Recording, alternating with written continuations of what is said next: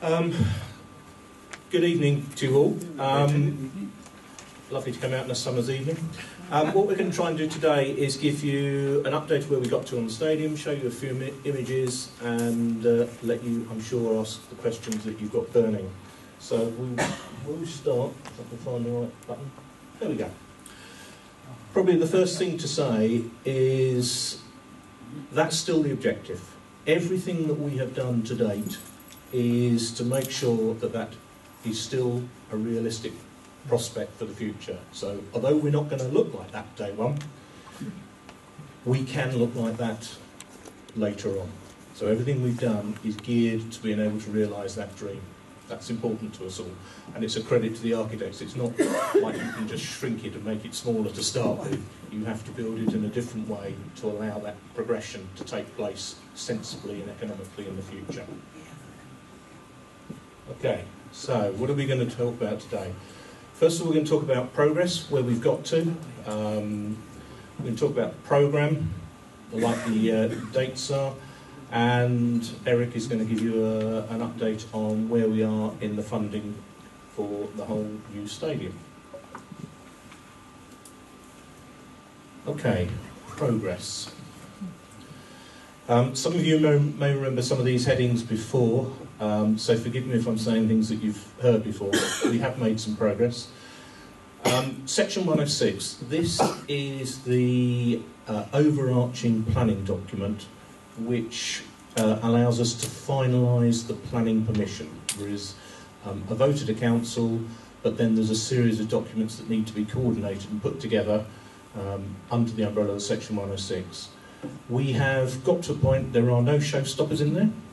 It's very close to being finalised. One of the issues is that it has to be coordinated with about 3 or 4 other documents, and when you change one slightly, it has a ripple effect on the others. But we are close to having that Section 106 completed. The planning conditions, which sit underneath that Section 106, there are around about 80 planning conditions attached to this application, which have taken a little while to work through. What has happened since they approved the draft planning conditions some while ago now is that we have eliminated all the technical issues associated with it, the practical stuff, where it needed correction. But what we've also done, probably more importantly from your point of view, is that we have made sure that the planning restrictions that are on here don't allow Galliard's activities to constrain us in any way in terms of building the stadium. And likewise for them, they want the same. But it's important to us that we are able to deliver our stadium in accordance with the planning conditions without being held up by Galliard. And again, we're pretty much there. We've just got to, as I say, do the clean-up and the finalisation. Can you give a couple of examples of what planning conditions are for those who are not familiar with them? Right, let's think of a couple of good planning conditions. Okay, hours of opening. A slightly contentious one in some people's eyes, but the planning condition will give you a restriction on when you can open certain facilities.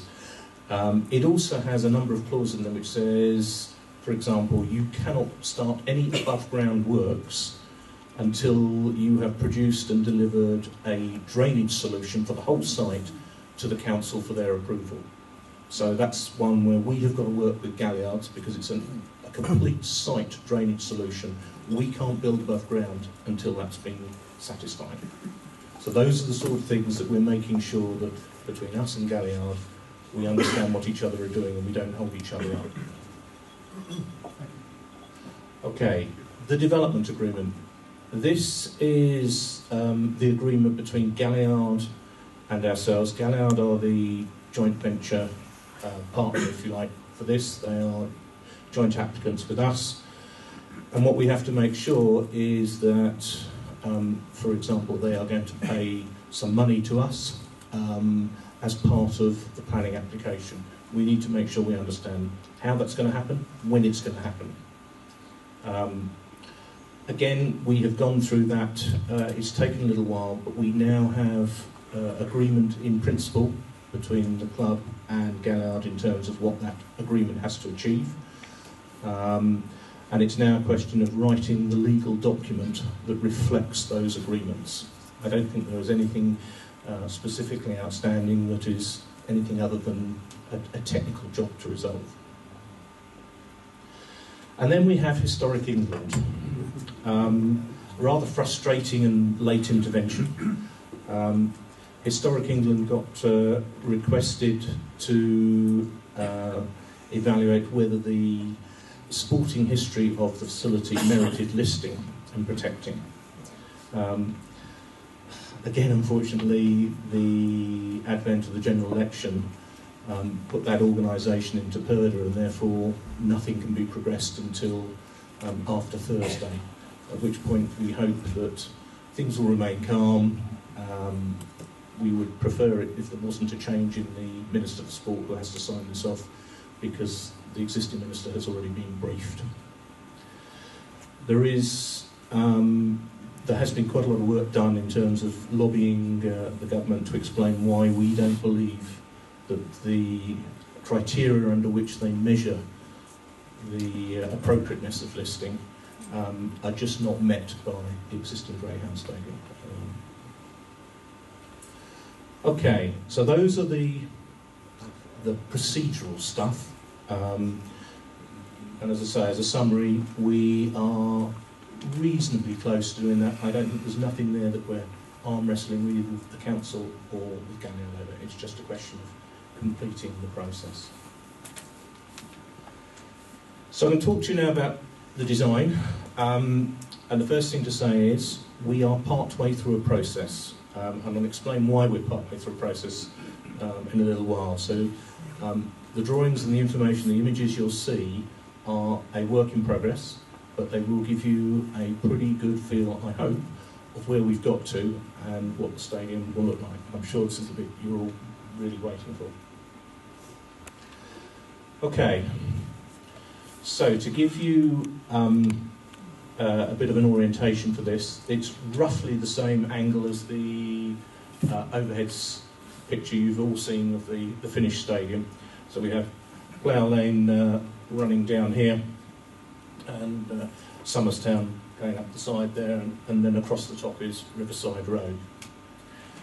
What you can see is the main West Stand coming down here, and then, as I think we explained to you last time, the relocatable seating in the north, east and south stands, which will allow us to expand over time in accordance with the financial capabilities of the club.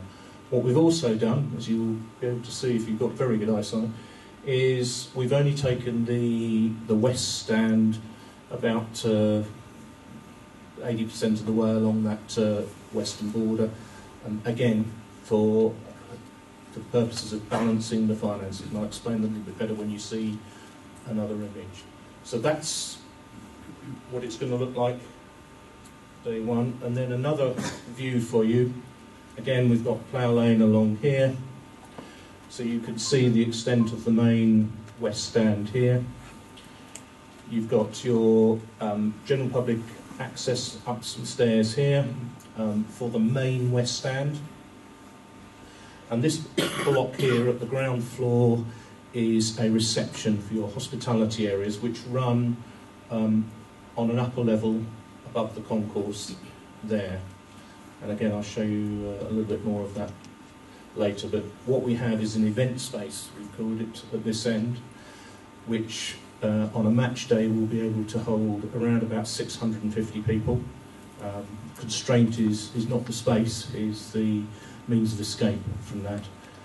And on a non-match day, it could be a banqueting facility with a clear span for 500 people sat down, service at the table. So it's a big space. In addition, in the West Stand, we have a couple of hospitality suites and a number of boxes. Okay, so I hope you can all see there. You're looking at the West Stand, so This is the northern end of it up here, with the temporary seating.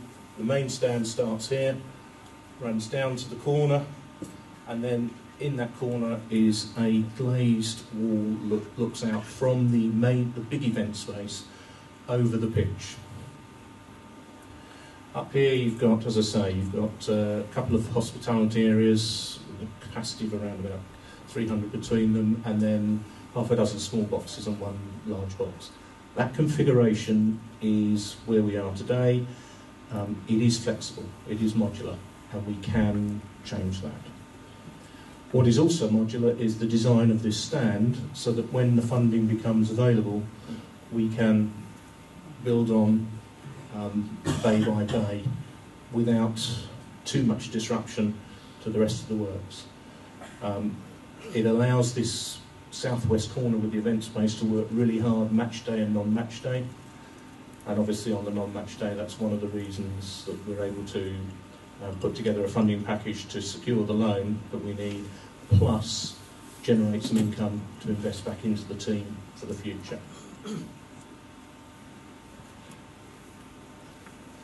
Looking out the other way towards the east and north, the north is where we anticipate having the away fans, and the east stand will include an area for a family enclosure of some sort.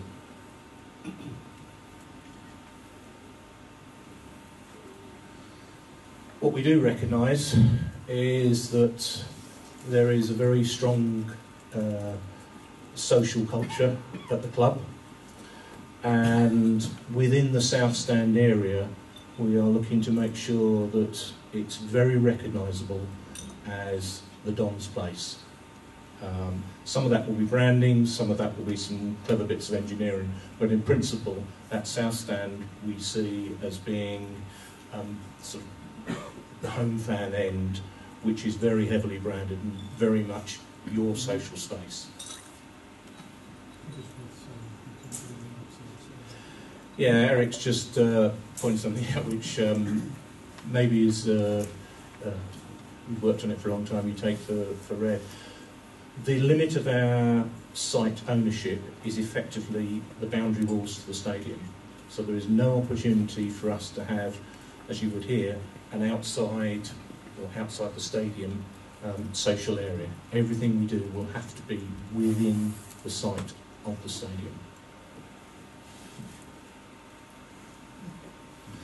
Okay, and just these are just some images from actually a well-known Premiership club, Huddersfield. An old project of mine. Just to give you some idea, this event space is going to be pretty large. It'll have big high ceilings, and it will be a very useful addition to the business planning process. Okay, coming back now to the tender process itself. Within the legal agreements, there was. No, I'll start that again. Actually, originally we had intended to develop the design through the summer and go to tender a bit later on in the year. Because of some of the wording within the legal documents, there was an obligation for us to make a commitment to building at the point of signing Section 106. And the club, quite rightly, said we would like to test the budget with the construction market. So we did something called a two-stage tender. Those of you in the industry will recognise, instead of a single stage.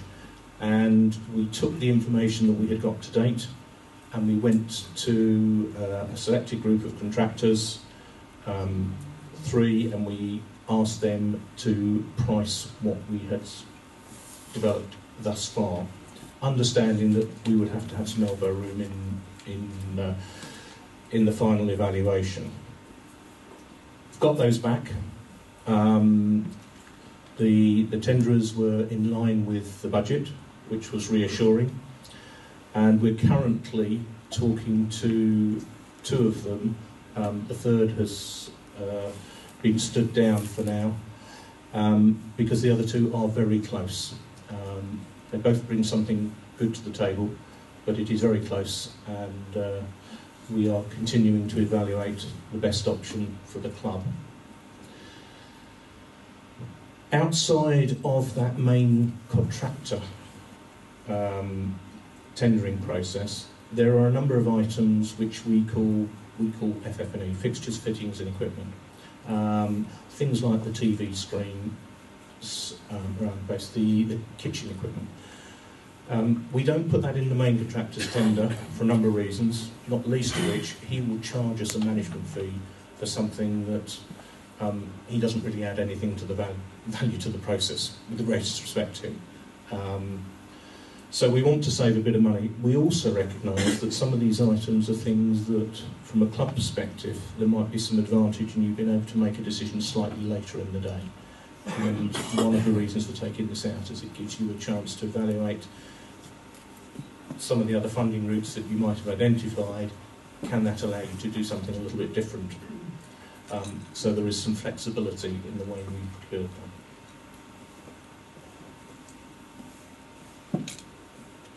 Okay, programme.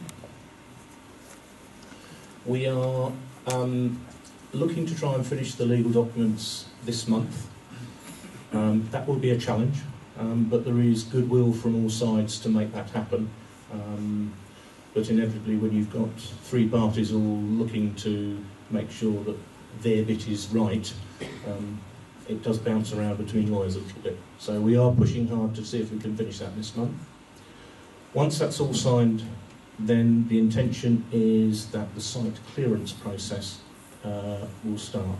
A lot of you will have seen that the site is now corded up, it's protected. They are actually doing a little bit more investigation works inside to make sure piling positions are good.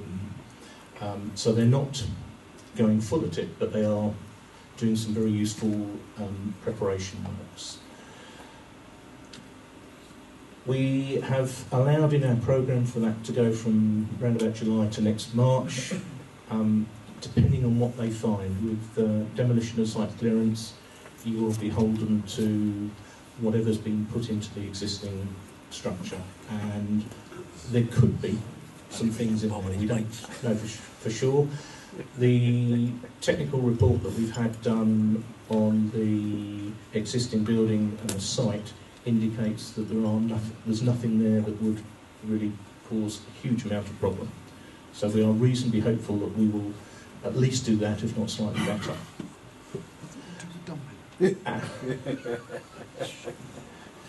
I didn't hear that. The main contractor stadium construction, we've allowed a 12-month period for that to happen. One of the bidding contractors is actually being quite bold and saying you could do it quicker, which is interesting. Whether that's of help to us or not is another matter, but it's very achievable for what they have got to build, in my opinion. And then afterwards comes these fit-out items, which we've got a 3-month period for all of those things to be integrated in the stadium. As you can imagine, if we have some issues in terms of site clearance or stadium construction, there is the ability to overlap some of the fit-out work with the construction. So I am pretty confident that June 2019 is a date that is very, very achievable. Before we get a full licence, we will need to do some test events, some warm-up events, to make sure that the stadium operates well, that the people operating it understand how the stadium works. So we put a period of time in for that to take place. And then the season 2019-2020 is when the league fixtures can start to be played at the new stadium. Exciting times. All you need to do is tell me which league you're going to be in. Might have a vote on that later. Okay. Right. Do you want to do a bit on funding, Eric? He likes talking money. Good evening, everybody. I've got a bet on with Andrew that this would be closer to lasting 40 minutes than 20. He's only taken 18, so I'm going to spend a long time talking about funding. I should have had a sleep on it. You should. Most of these things you're familiar with, I've talked about before, but first of all, a significant chunk of money will come from Galliard towards the funding of the site. There's the main chunk, which had been agreed for a long time, but also one of the conditions that the Greater London Authority demanded about the site was the street needed to be animated, which means that, for example, underneath the east stand, we'll be able to open that out on a non-match day. There'll be a cafe in there. At the north end of the east stand, nearest to Hillsfield, if you know the area, there will be a childcare facility, or creche, call it what you will, and Galliard have to pay for most of that creche. So they're going to pay for the original chunk of money we were told anyway, but also for that creche, because we didn't need to build one. We didn't especially want to, but in order to satisfy the GLA's requirements of having something of that type there, the only reasonable place to accommodate it, the only place that we could come to an agreement with that Galliard to accommodate it, reasonable or not, was in the north end of the stadium, and they're going to have to pay for that because we don't need it. So that's some extra money from them, and that's included in the quotes that Andrew led from the two remaining tenderers. There's then the sale of this place.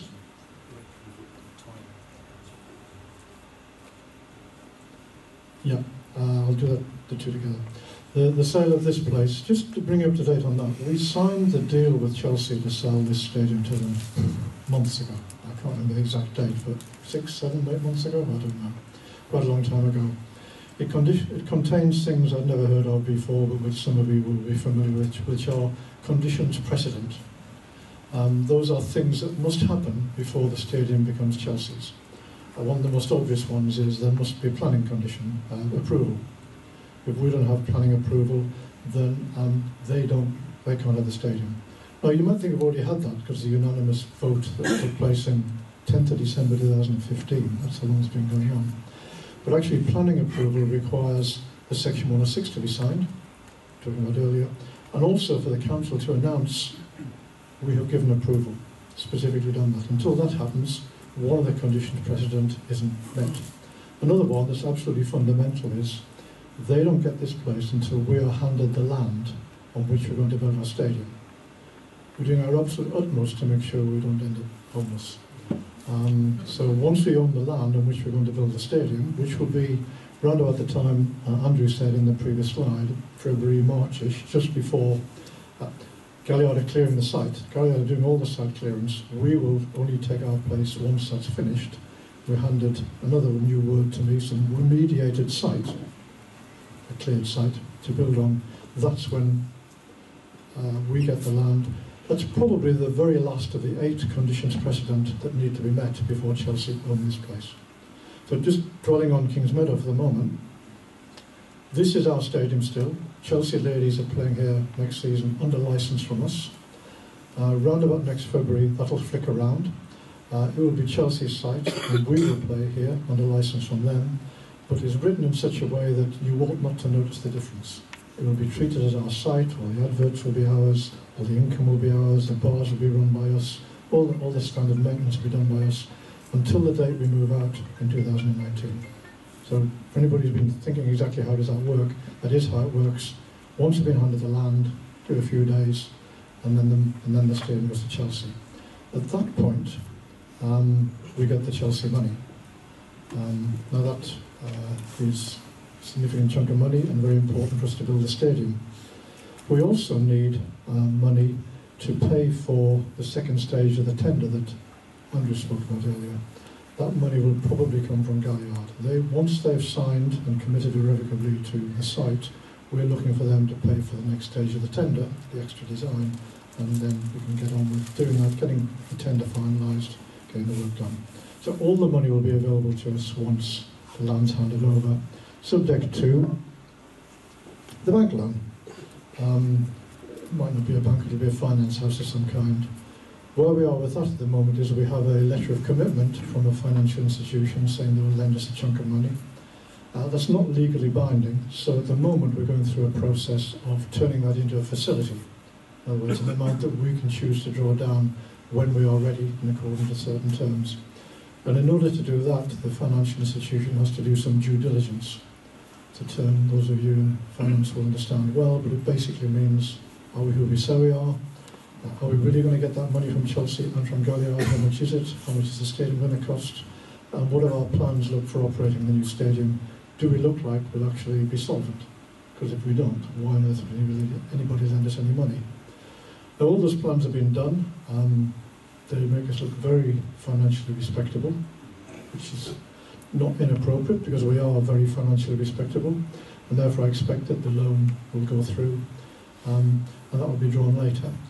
And then finally, we probably will go and try and raise some extra money from crowdfunding of some kind, and we're meeting 2 companies to do crowdfunding over the next few weeks. But we don't think, the way things stand at the moment, we need to do that in order to pay for the built stadium. I'm looking at Andrew and I say that. That's right, isn't it? It is your fault if we can't afford it, isn't it?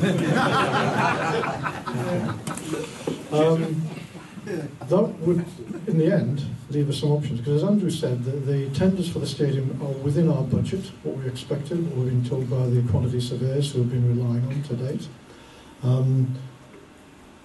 Provided we get the bank loan, we can afford to fit the stadium out, and therefore we should have a stadium fitted out and fully paid for, partly by the bank loan, before we do any crowdfunding. Which, if all goes well, and we're miles away from being in that position yet, the crowdfunding could be used to pay for extra things, like I'd like to finish that West Stand completely, or I know this is controversial, you might feel that it's really critically important that we have a standing terrace behind the goal. Or we might want to expand the area where we offer that sit-down dining into an even bigger area, and the ultimate plan it will have, because we can make more money to make for a better team, to get higher up the league, to get more money, etc., etc. So there's a whole range of options we can come to at another date. We're not ready yet, we need to finalise the finances a bit more. What we will be doing is getting quotes for some of those options, so we know that if we did happen to be able to afford them, what the options would be before bringing them back for people to decide. I'm not going to make those decisions alone. Nothing in this stadium has been based on my decision, other than I really strongly wanted to set the floodlights, not stuff on the roof. But the rest of it has been decided and approved by the Dons Trust board. So that's it. When we're finished, we're definitely getting that money. We're definitely getting that money. That money is close to being agreed, subject to the due diligence being as good as we think, and the crowdfunding. It's really important we're in this condition, because as Andrew said earlier, when we sign the Section 106, we're effectively committing to build a stadium. So we don't have that money, because if we don't have it, we won't have a stadium. So that's, I believe, a very manageable risk, but you can't build anything like this without there being some risk, and it's my job, with the support of the board, to make sure we manage them properly. I think that's pretty well all I need to cover on funding. The scope for questions at the end once we're done, but actually we're done. So there are the scope for questions. Anybody want to ask either Andrew or me? Please say which of us you expect to answer.